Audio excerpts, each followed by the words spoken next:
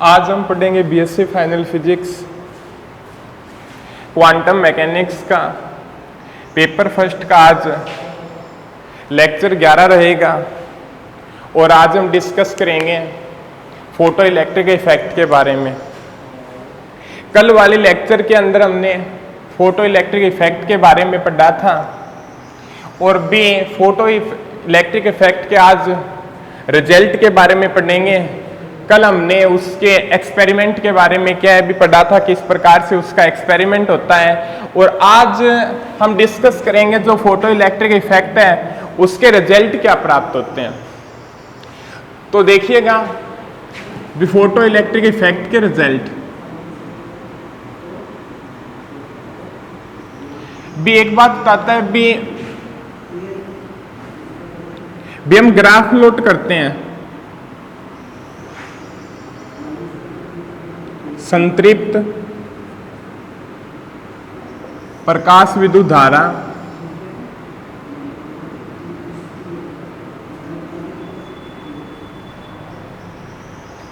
और आपतित प्रकाश की तीव्रता और निश्चित आवृत्ति पे, आवृत्ति क्या है अभी यहाँ पे कांस्टेंट। तो उस कंडीशन के अंदर हमारे पास क्या होती है, एक सरल रेखा प्राप्त होती है। भी कहने का मतलब फर्स्ट रिजल्ट ये प्राप्त होता है भी आवृत्ति निश्चित होती है तो उस कंडीशन के अंदर तीव्रता को इंक्रीज करते हैं तो संतृप्त प्रकाश विद्युत धारा भी क्या होती है भी इंक्रीज होती है। भी तीव्रता इंक्रीज होगी तो उस कंडीशन के अंदर संतृप्त प्रकाश विद्युत धारा भी क्या होती है, इंक्रीज होती है। अब क्या भी किस प्रकार से डिपेंड करती है भी तीव्रता की वैल्यू विद्युत धारा के ऊपर ये हम जानेंगे। तो हमने ये पढ़ा था भी आप अच्छे तरीके से जानते हैं भी ये कोई निर्वातित कांच नलिका थी, ठीक है, और इसके अंदर दो प्लेटें लगी हुई थी। यहां पे जो ये प्लेट थी वो इलेक्ट्रॉन के उत्सर्जन का काम करती है और यहां पे ये प्लेट थी वो इलेक्ट्रॉन के संग्राहक का काम करती है। और जब इसके ऊपर प्रकाश आपतित होता है तो यहां से नंबर ऑफ इलेक्ट्रॉन क्या होते हैं भी उत्सर्जित होते हैं और वो नंबर ऑफ इलेक्ट्रॉन के भी पी प्लेट पे क्या होते हैं भी इकट्ठे होते हैं और यहां से क्या भी धारा की वैल्यू प्राप्त होती है। यम क्या भी हमने पढ़ा था। अब ये जानते हैं भी तीव्रता का विद्युत धारा के ऊपर क्या इफेक्ट पड़ता है। तीव्रता क्या होती है भी अपनी इंटेंसिटी का फॉर्मूला क्या होता है, intensity energy per unit area per unit time. जैसे जैसे क्या भी इंटेंसिटी को इंक्रीज करेंगे तो आपकी क्या होगी भी एनर्जी इंक्रीज होगी। एनर्जी इंक्रीज होगी तो उस कंडीशन के अंदर नंबर ऑफ फोटोनों की संख्या इंक्रीज होगी और नंबर ऑफ फोटोनों की संख्या इंक्रीज होगी तो नंबर ऑफ इलेक्ट्रॉनों की संख्या इंक्रीज होगी और नंबर ऑफ इलेक्ट्रॉनों की संख्या इंक्रीज होगी तो उस कंडीशन के अंदर करंट की वैल्यू भी क्या होगी, इंक्रीज होगी। कहने का मतलब ये क्या हो गया अभी थोड़ा और स्पष्ट रूप से देख लो। जब तीव्रता को इंक्रीज करते हैं तो एनर्जी इंक्रीज होती है और एनर्जी इंक्रीज होगी तो नंबर ऑफ फोटोनों की संख्या इंक्रीज होगी और नंबर ऑफ फोटोनों की संख्या इंक्रीज होगी तो नंबर ऑफ इलेक्ट्रॉनों की संख्या इंक्रीज होगी। नंबर ऑफ इलेक्ट्रॉनों की संख्या इंक्रीज होगी तो हमारे पास क्या होगी, करंट की वैल्यू भी क्या होगी, ज्यादा प्राप्त होगी। इसके अकॉर्डिंग क्या होता है भी इंटेंसिटी जब इंक्रीज होगी तो धारा भी क्या होगी हमारे पास इंक्रीज होती है। एक रिजल्ट तो क्या हुआ था भी ये सामने आया था। सेकंड रिजल्ट क्या बताता है अभी,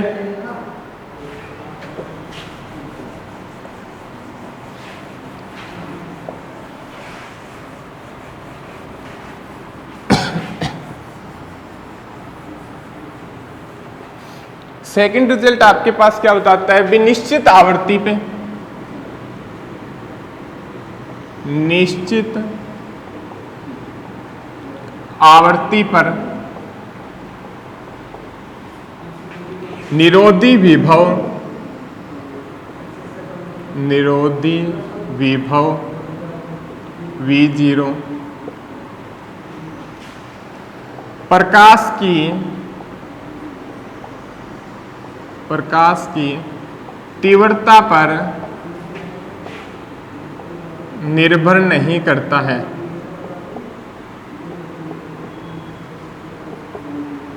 ठीक है, अब ये बताता है भी निश्चित आवर्ती पे निरोधी विभव है ना V0 प्रकाश की तीव्रता पे क्या है भी निर्भर नहीं करता है। कहने का मतलब ये बताता है भी प्रकाश की इंटेंसिटी को हम चेंज करते हुए जाते हैं या चेंज करते हैं तो उस कंडीशन के अंदर क्या होता है भी निरोधी विभव का मान क्या रहता है भी सेम बना रहता है। तो उस कंडीशन की बात ये करता है भी निरोधी विभव अपना डिपेंड करता है भी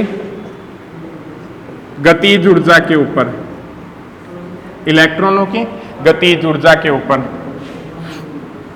1/2 mv मैक्सिमम की स्क्वायर, ये यहाँ पे इलेक्ट्रॉन की गतिज ऊर्जा है। विनिरोधी विभव का मान क्या है भी गतिज ऊर्जा के ऊपर डिपेंड करेगा। भी गतिज ऊर्जा इंक्रीज होगी तो वहां पे क्या है विनिरोधी विभव का मान इंक्रीज होगा। बट जो प्रकाश की तीव्रता है वो क्या होती है भी गतिज ऊर्जा के फैक्टर पे डिपेंड नहीं करती। गतिज ऊर्जा के फैक्टर पे क्या नहीं करती है, डिपेंड नहीं करती। क्यों नहीं करती भी हमने स्पष्ट रूप से जाना है भी यहाँ पे इंटेंसिटी को इंक्रीज करते हैं तो नंबर ऑफ फोटोनों की संख्या इंक्रीज होती है, और नंबर ऑफ फोटोनों की संख्या इंक्रीज होती है तो नंबर ऑफ इलेक्ट्रॉनों की संख्या इंक्रीज होती है, न कि वहां पे काइनेटिक एनर्जी का फैक्टर इंक्रीज होता है। ठीक है, और वहां पे जब काइनेटिक एनर्जी का फैक्टर इंक्रीज नहीं होगा तो उस कंडीशन के अंदर क्या होगा, विनिरोधी विभव प्रकाश की इंटेंसिटी पे क्या है भी डिपेंड नहीं करता है। इससे जो अगला हम रिजल्ट पढ़ेंगे, जो तीसरा रिजल्ट प्राप्त होता है हमारे सामने, वो क्या है,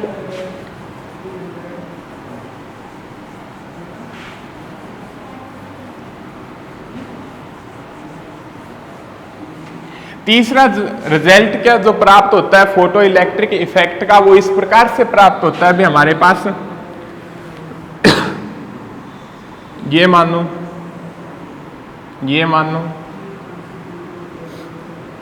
निरोधी विभव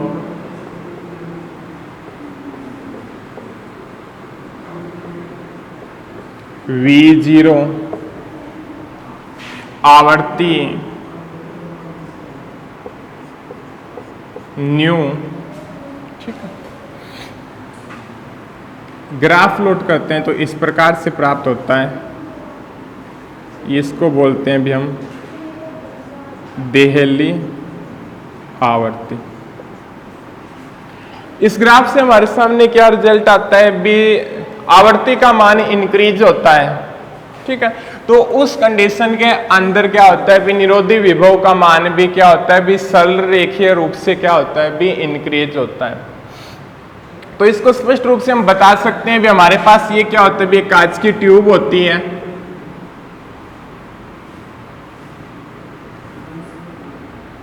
ठीक है, और ये भी जानेंगे भी निरोधी विभव का मान किसके ऊपर डिपेंड करता है।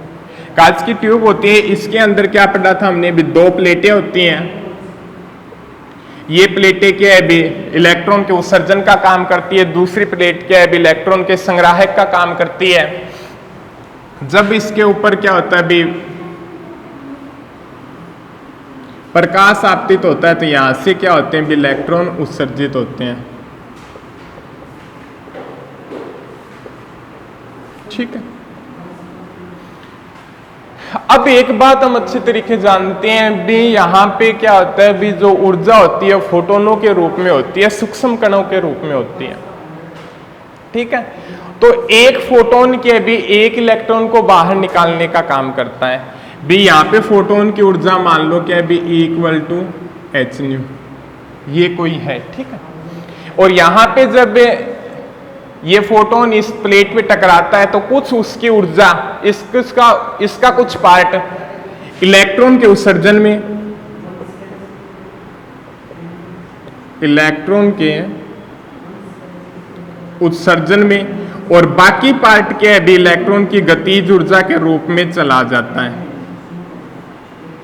भी कहने का मतलब hν का कोई फैक्टर आया तो hν 0 प्लस काइनेटिक एनर्जी के ऊपर डिपेंड करेगा, ये चीज हो जाएगी।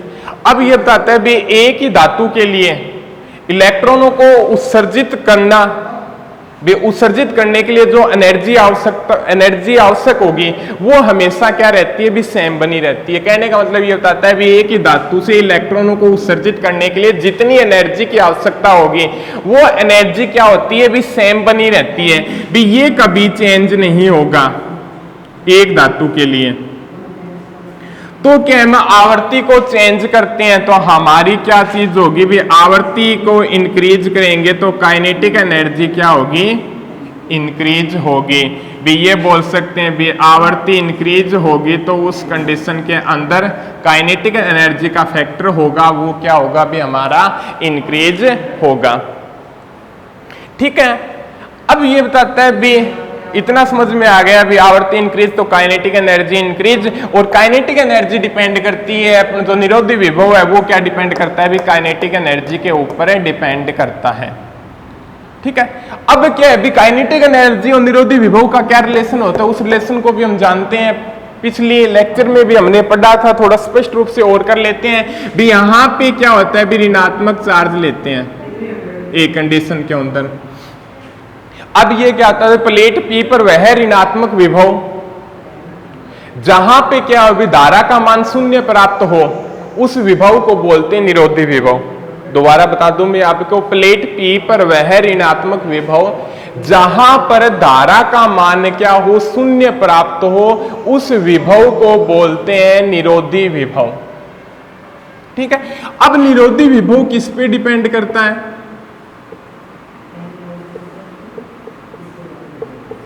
ये बात भी थोड़ा सा जानने की जरूरी है हमें। निरोधी विभव क्या होता है, यहाँ पे नेगेटिव चार्ज लेते हैं तो कुछ इलेक्ट्रॉन क्या होते हैं, भी प्रतिकर्षित हो जाते हैं, भी कुछ यहाँ पे वोल्टेज ली पहले स्टार्टिंग के अंदर, कुछ बहुत कम ले ली तो कुछ इलेक्ट्रॉनों को प्रतिकर्षित कर देता है, और कुछ इलेक्ट्रॉन की गतिज ऊर्जा का मान ज्यादा होने के कारण वो क्या है, भी यहाँ से गुजर जाते हैं और धारा की वैल्यू प्राप्त होती है। फिर हम थोड़ा इंक्रीज और कर देते हैं तो काफी ज्यादा को प्रतिकर्षित करेगा, फिर एक दो इलेक्ट्रॉन के भी यहां से गुजर जाएंगे जिनकी काइनेटिक एनर्जी ज्यादा होगी, भी काइनेटिक एनर्जी के फैक्टर के कारण, और धारा की वैल्यू प्राप्त हो जाएगी। अब ये बताता है भी कुछ ऐसी वोल्टेज और ले लेते हैं भी जहां पे क्या वो सभी को प्रतिकर्षित कर देगा, और सभी को प्रतिकर्षित कर देगा तो उस कंडीशन के अंदर धारा की वैल्यू 0 प्राप्त होगी, और उस विभव को बोलते हैं भी निरोधी विभव। अब क्या होगी, भी काइनेटिक एनर्जी इंक्रीज होगी इसी धातु के लिए, तो क्या होगा, भी निरोधी काइनेटिक एनर्जी को इंक्रीज करेंगे तो क्या होगा, भी वो यहां से गुजरेंगे। ठीक है, तो इसके लिए विभव का मान क्या होगा, भी और इंक्रीज करना पड़ेगा।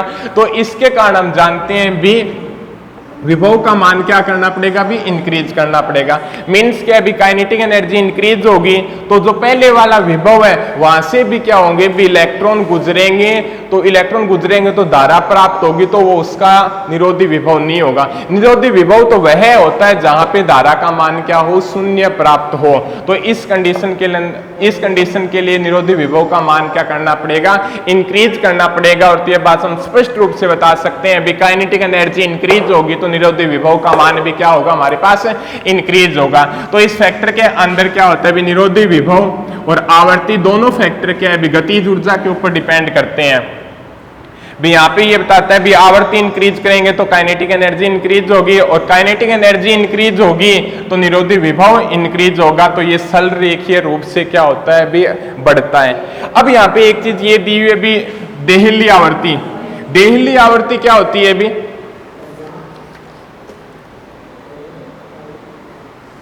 कि वह न्यूनतम आवर्ती, वह न्यूनतम आवर्ती जिससे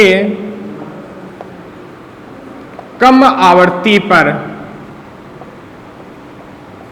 इलेक्ट्रॉन का उत्सर्जन नहीं होता है,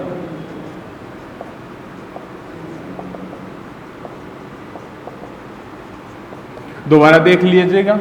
देहली आवृत्ति क्या होती है? भी वह न्यूनतम आवृत्ति जिससे कम आवृत्ति पर इलेक्ट्रॉन का उत्सर्जन नहीं होता है, देहली आवृत्ति कहलाती है।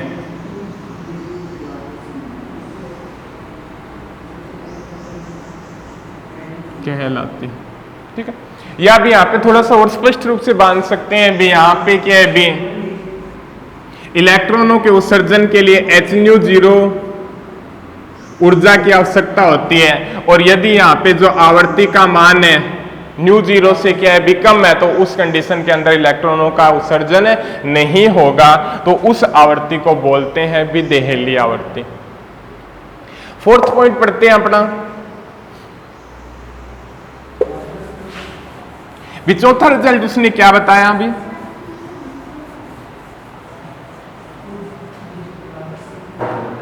फोर्थ रिजल्ट के बारे में भी आपको क्या बताता है भी, अपने यही मान लो ग्लास ट्यूब होती है, दो प्लेटें होती है। अब क्या है भी, प्लेट पर फोटोन के आपतित होने, ठीक है, प्लेट के ऊपर फोटोन के आपतित होने और फिर वहां से क्या है भी इलेक्ट्रॉन के उत्सर्जन होने में जो टाइम लगता है वो क्या होता है भी 3 × 10⁻⁹ सेकंड लगता है, और ये टाइम क्या होता है भी बहुत कम होता है। तो बोल सकते हैं भी यहां पे समय की वैल्यू या समय क्या है बहुत कम लगता है भी। ये कहने का मतलब ये बताता है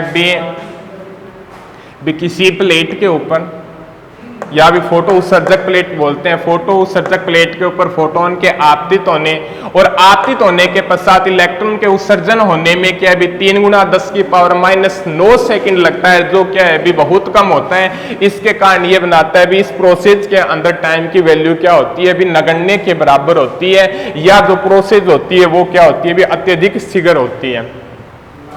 तो अपने पास क्या होते हैं भी ये 4 रिजल्ट प्राप्त हुए फोटो इलेक्ट्रिक इफेक्ट का जो प्रयोग था या उस एक्सपेरिमेंट से।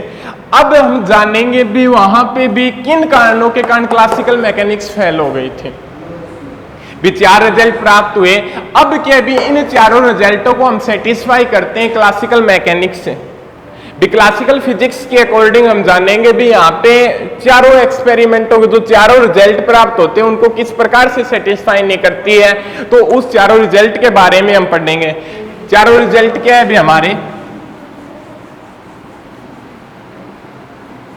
देखिएगा जहां पे क्लासिकल मैकेनिक्स क्या हो जाती है भी फेल हो जाती है प्रकाश विद्युत प्रभाव को सेटिस्फाई करने में या प्रयोग के रिजल्टों को सेटिस्फाई करने में, और वहां पे क्या होता है भी क्वांटम थ्योरी के उस कंडीशनों को सेटिस्फाई करते हैं। तो हम सबसे पहले जानेंगे भी क्लासिकल थ्योरी के अंदर कौन से रीजन प्राप्त हुए जिसके कारण वो क्लासिकल थ्योरी हमारी क्या हो जाती है भी गलत साबित हो जाती है। तो फर्स्ट रिजल्ट देखते हैं हम।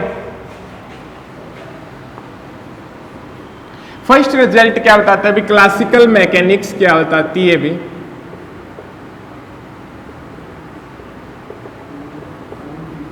क्लासिकल मैकेनिक्स एक बात ये बताती है भी, क्लासिकल मैकेनिक्स के अंदर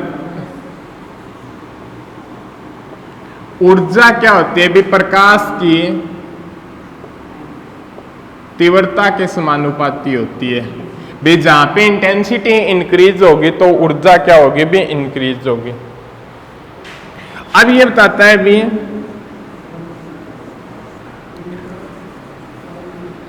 जब कोई पर्याप्त तीव्रता का प्रकाश किसी प्लेट के ऊपर आपतित होता है, भी ये बताता है भी पर्याप्त तीव्रता का प्रकाश किसी प्लेट के ऊपर आपतित होता है, तो आपतित होने के बाद कुछ ऊर्जा का पार्ट क्या हो जाता है भी उसका एक मिनट रुकिएगा।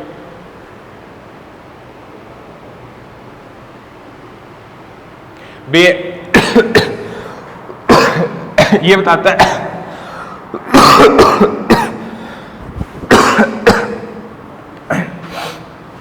एक मिनट, हाँ देखिएगा अब ये बताता है क्लासिकल मैकेनिक्स ये बताते हैं जब कुछ पर्याप्त तीव्रता का कुछ पार्ट क्या है बे इसके ऊपर आपतित होता है तो उसका कुछ पार्ट तो क्या है तभी इलेक्ट्रॉनों को उत्सर्जित करने में चला जाता है और उसका बाकी जो पार्ट होता है वो इलेक्ट्रॉन की ऊर्जा के रूप में क्या है भी बाहर निकलता है। ठीक है, और ये बताता है भी जो उत्सर्जित करने में जो ऊर्जा लगेगी वो हमेशा क्या लगती है भी सेम बनी रहती है। भी यहाँ पे तीव्रता को इंक्रीज करें तो यहाँ पे जो उत्सर्जित होने के लिए जितनी ऊर्जा की आवश्यकता होगी वो तो क्या रहेगी सेम रहेगी और वहां पे जो इंक्रीज लेवल होगा तीव्रता को इंक्रीज करने पे तो वो क्या होगा भी इलेक्ट्रॉनों की ऊर्जा में ही होगा और ये इलेक्ट्रॉनों की ऊर्जा क्या होगी भी गतिज ऊर्जा के रूप में होगी।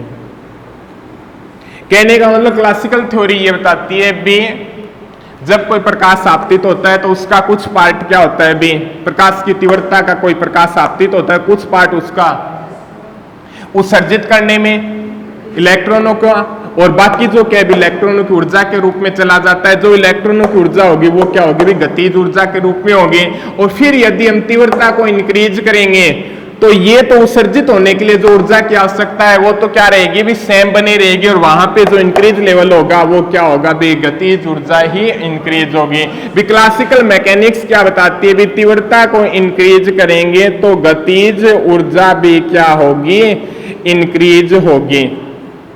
तीव्रता इंक्रीज तो क्या होगी भी गतिज ऊर्जा इंक्रीज होगी और ये जो बात होती है वो क्या होती है यदि फोटो इलेक्ट्रिक इफेक्ट देखते हैं हम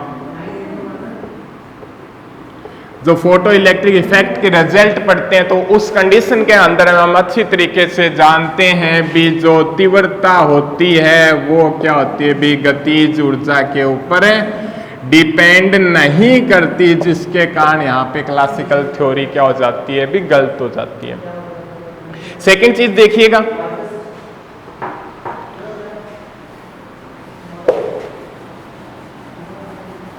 ये एक बात तो यहाँ पे क्लासिकल मैकेनिक्स थ्योरी क्या हो जाती है गलत हो जाती है। दूसरी क्या थ्योरी गलत होती है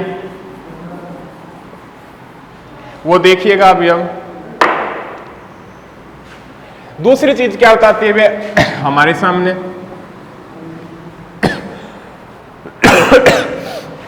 दूसरी बात हमारे सामने ये निकल के आती है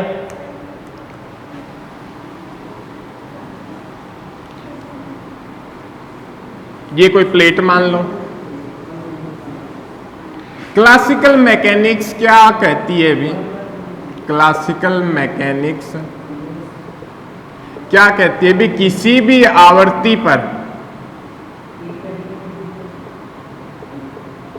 किसी भी आवर्ती ले लो पर प्रकाश तीव्रता अधिक कर किसी भी आवर्ती पर प्रकाश तीव्रता अधिक कर प्लेट पर आपतित की जाती है प्लेट पर आपतित की जाती है तो उत्सर्जक प्लेट से इलेक्ट्रॉनों का उत्सर्जन होना ही चाहिए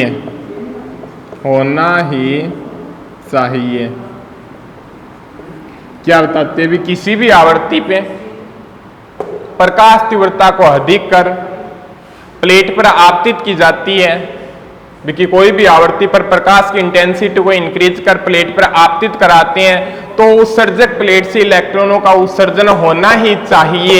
ये क्लासिकल थ्योरी कहती है बट यहां पे जो फोटो इलेक्ट्रिक इफेक्ट पढ़ते हैं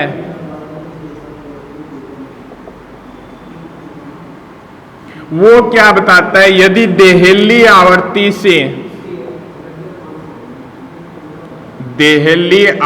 से कम आवर्ती का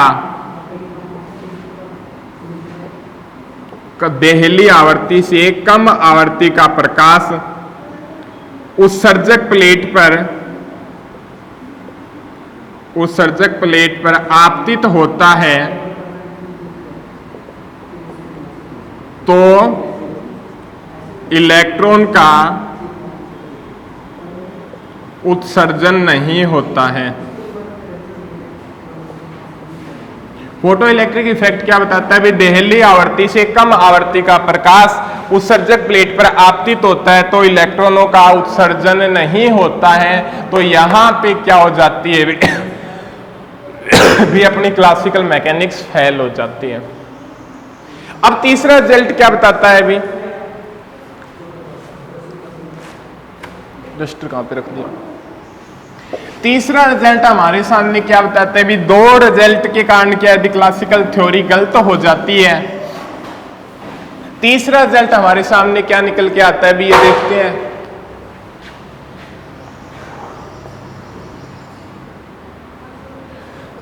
तीसरा रिजल्ट हमारे सामने ये निकल के आता है भी यहां पे ये मान लो कि अभी कोई प्लेट है, क्लासिकल मैकेनिक्स क्या कहती है? अभी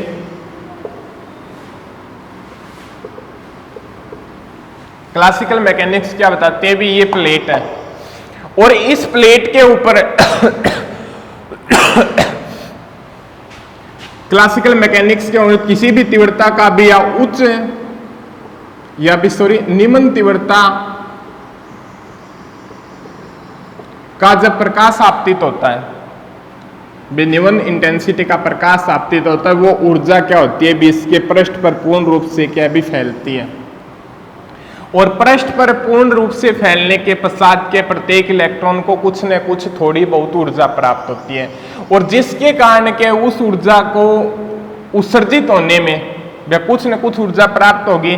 फिर क्या इसको उत्सर्जित होने में क्या कुछ न कुछ टाइम जरूर लगना चाहिए।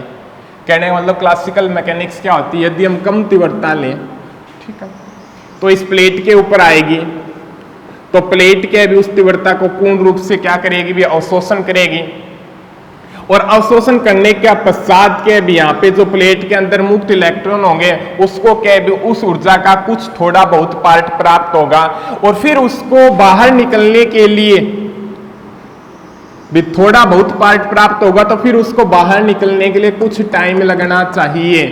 बट जो अपनी फोटो इलेक्ट्रिक इफेक्ट पढ़ते हैं वो क्या बताता है? भी फोटोन के आपतित होने और यहां से उत्सर्जन होने में जो टाइम लगता है 3 × 10⁻⁹ सेकंड लगता है। बट यहां पे क्लासिकल थ्योरी इस बात को नहीं मानती और यहां पे क्लासिकल थ्योरी क्या हो जाती है? भी गलत हो जाती है। तो ये 3 कंडीशन थी हमारे सामने जहां पे क्लासिकल थ्योरी की बातें क्या है? फोटो इलेक्ट्रिक इफेक्ट को सेटिस्फाई नहीं करते हैं और जो इस फोटो इलेक्ट्रिक इफेक्ट को जो कंडीशन सेटिस्फाई करने के लिए हमारे पास क्या होता है? क्वांटम मैकेनिक्स का जन्म होता है। तो हम क्वांटम मैकेनिक्स के बारे में या जो आइंस्टीन का जो प्रकाश का क्वांटम सिद्धांत है, प्रकाश विद्युत समीकरण है, उसका अध्ययन क्या है? अभी हम अगले लेक्चर के अंदर करेंगे।